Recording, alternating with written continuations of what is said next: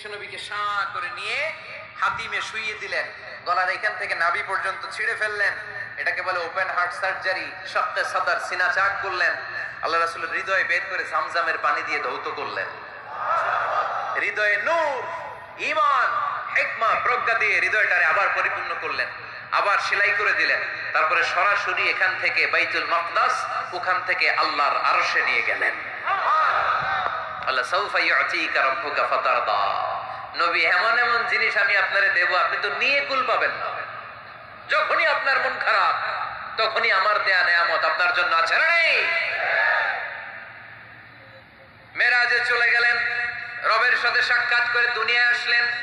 আসার পরে মক্কার লোকেরা আবার বিশ্বনবীকে হত্যার ষড়যন্ত্র শুরু করে দিল। বিশ্বনবী ডানে যাওয়ার জায়গা পায় না, পায়ে যাওয়ার জায়গা পায় না, সামনেও যেতে পারে না, পেছনেও যেতে পারে না।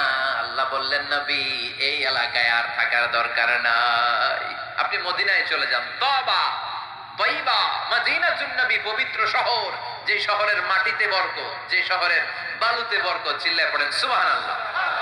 বিশ্বনবী আল্লাহ তাআলার আদেশে এই কষ্টকর পরিস্থিতি থেকে উত্তরণের জন্য মক্কা থেকে মদিনায় গেলেন। মদিনায় যাওয়ার সাথে সাথে লোকজন গাইতে শুরু করলো, তালাআল বাদরু আলাইনা মিন সানিয়াতিল ওয়াদা ওয়াজাবা শুকরু আলাইনা মাদা লিল্লাহি দা আইয়ুহাল মাবউসু ফিনা জিতা মিন আমরিল মুতা' জিতা শারাফতাল মাদিনা মারহাবান ইয়া খায়রাদা।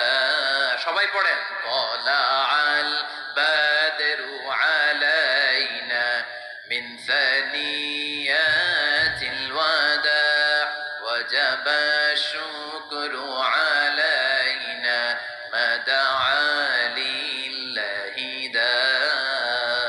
সুবহানাল্লাহ পড়েন। মক্কায় অত্যাচার, মক্কা থেকে গেলেন, সবাই ফুল নিয়ে দাঁড়ায় আছে আর পড়তে আরম্ভ করছে, তালাআল বাদরু আলাইনা। আবার বৃদ্ধ বনিতা, মদিনার ছোট বড় মাঝারি নারী পুরুষ কেউ বাদ যায় নাই, সবাই বিষ্ণু ইসলামকে ওয়েলকামিং রিসেপশন দেওয়ার জন্য চলে এসেছে। এই দৃশ্য দেখে বিশ্বনবীর মন খারাপ ছিল, আবার মন ভালো হয়ে গেল। এজন্য আল্লাহ বললেন, ওয়াদ-দুহা ওয়াল-লাইলি ইযা সাজা মা ওয়াদ্দা'আকা রাব্বুকা ওয়া মা ক্বালা ওয়ালাল আখিরাতু খায়রুল লাকা মিনাল উলা ওয়ালাসাউফা ইউ'তিকা রাব্বুকা ফাতারদা। সুবহানাল্লাহ পড়েন আওয়াজ করে। ওয়ালাসাউফা ইউ'তিকা রাব্বুকা ফাতারদা।